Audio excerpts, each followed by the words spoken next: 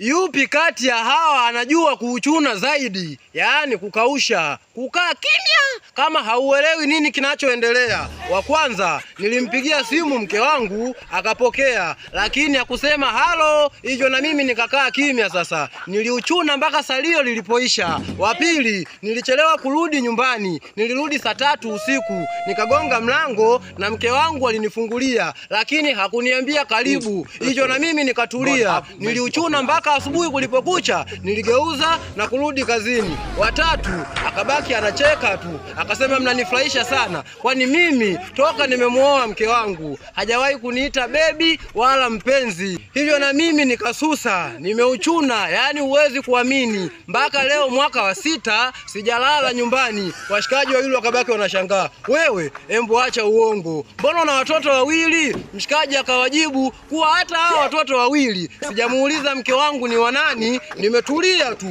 nimeuchuna mpaka leo. Hailiki mpaka ichemke. Kwenye komenti hapo ziwe fupi fupi, chunga tusikanyagane. Paka haelewi kama hizi mboga ni za jioni.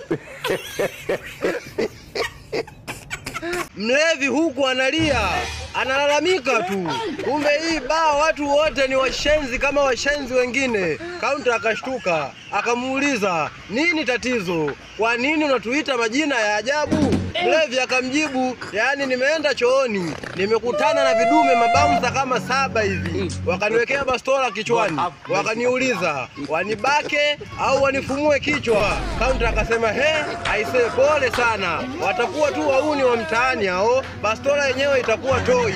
Kwani ilikuwaje? Mlevi akamjibu, maswali gani sasa unauliza hayo? Kwani wewe kuna mlio wote wa risasi umeusikia? Hailiki mpaka ichemke. Paka hawezi kuelewa kama hizi mboga ni za jioni.